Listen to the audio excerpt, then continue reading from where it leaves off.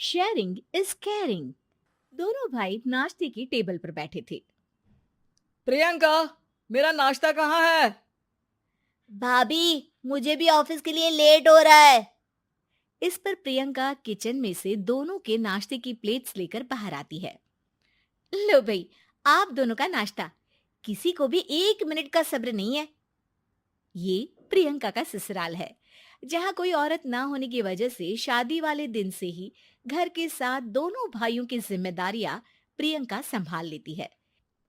दोनों भाई शांति से नाश्ता कर रहे होते हैं कि अंकुश अपने भाई की प्लेट से पराठे का एक टुकड़ा उठा लेता है। आपको पता है ना, मैं खाना शेयर नहीं करता, फिर भी मेरी प्लेट में से खाना जरूरी है क्या? अरे हद हो गई है, मुझे नहीं खाना अब। अंकुर गुस्से में नाश्ता छोड़कर टेबल से उठ खड़ा होता है। अरे, ये कैसा बिहेवियर है अंकुर? एक टुकड़ा ही तो है। एक हो या आधा, मुझे भूख लगी है तो ये सिर्फ मेरा ही है। उसे भी किसी के साथ शेयर करने बैठा तो भूखा नहीं रह जाऊंगा। अरे बाबा ठीक है, अब इस पर भी लड़ाई। दूसरा बना देती हूँ, पर प्लीज ऐसे खाना बीच में छोड़कर मत जाओ। इससे अन्न का अपमान होता है। ओ प्लीज भाभी, ऐसी कोई चीज होती ही नहीं है। आपके पास पैसे हैं, खरीदो और खाओ। अगर नहीं खाया जाए तो फेंक दो। अरे दुनिया में सब यही करते हैं। अंकुर बैग उठाकर ऑफिस के लिए चला जाता है, जिसके पीछे उसका बड़ा भाई मायूस सा घर में खड़ा रह जाता है। जिसने बचपन से सोने की चम्मच में खाया हो, उसे दुनिया के बारे में क्या पता होगा। वैसे गलती तो हमारी ही है। अगर कभी बचपन में ही सही गलत का फर्क सिखाया होता तो आज ये हाल नहीं होते। आप फिक्र क्यों करते हैं जी? भगवान है, वो जो भी करता है सबकी भलाई के लिए ही करता है। और जब वो चाहेंगे तो अपनी तरह से अंकुर भैया को भी सब कुछ सिखा देंगे। पत्नी की बात पर विश्वास कर अंकुश भी ऑफिस चला जाता है। सुबह से दोपहर होती है और अंकुर लंच करने ऑफिस के पास वाले रेस्टोरेंट में पहुंचता है, जहां वो एक साथ बहुत सारा खाना ऑर्डर कर देता है। सर, क्या कोई आपको ज्वाइन करने वाला है? नहीं तो क्यों? अब कुछ नहीं सर, ऐसे ही। वेटर चला जाता है और कुछ देर में अंकुर का ऑर्डर लेकर वापस आता है, जिस पर अंकुर सब डिशेस में से थोड़ा थोड़ा खाकर बाकी ऐसे ही छोड़कर बिल देकर चला जाता है। वाह भगवान, तेरी माया। कहीं कोई एक एक टुकड़े के लिए तरसता रहता है और ये 5 लोगों का खाना ऑर्डर करके एक का भी पूरा नहीं खाते। पैसे वालों की माया। वेटर टेबल साफ कर बचा हुआ सारा खाना लेकर रेस्टोरेंट के पीछे घूम रहे बच्चों के पास पहुंच जाता है, जिसे देख बच्चों के चेहरे खिल उठते हैं।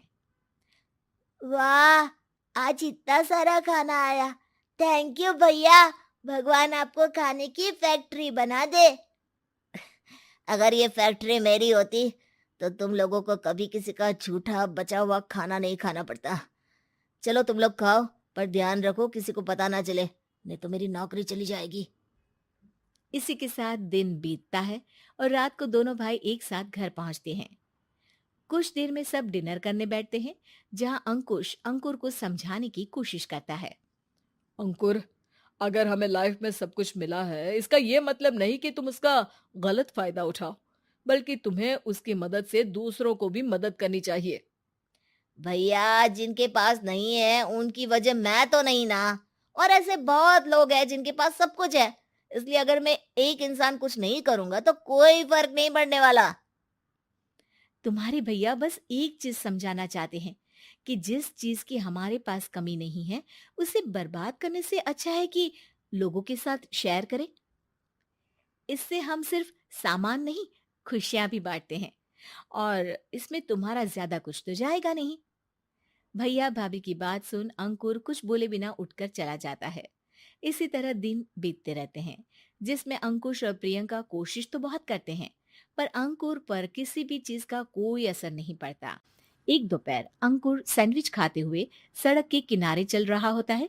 तभी उसकी नजर आइसक्रीम वाले पर पड़ती है और वो सैंडविच सड़क किनारे फेंक आइसक्रीम खरीदने पहुंच जाता है।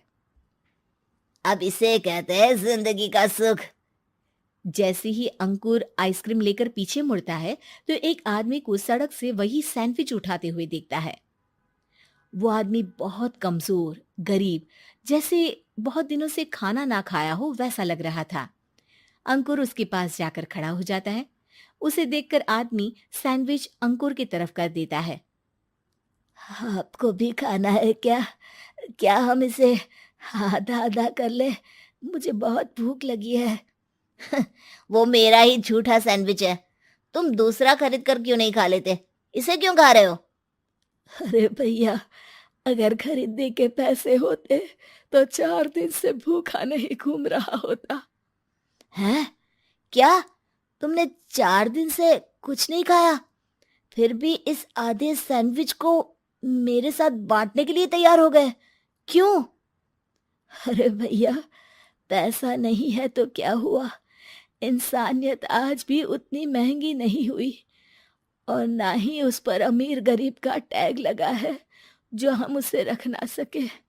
पर अफसोस, आजकल लोगों के अंदर पोषण, खून या विटामिन से ज्यादा इंसानियत की कमी होने लगी है।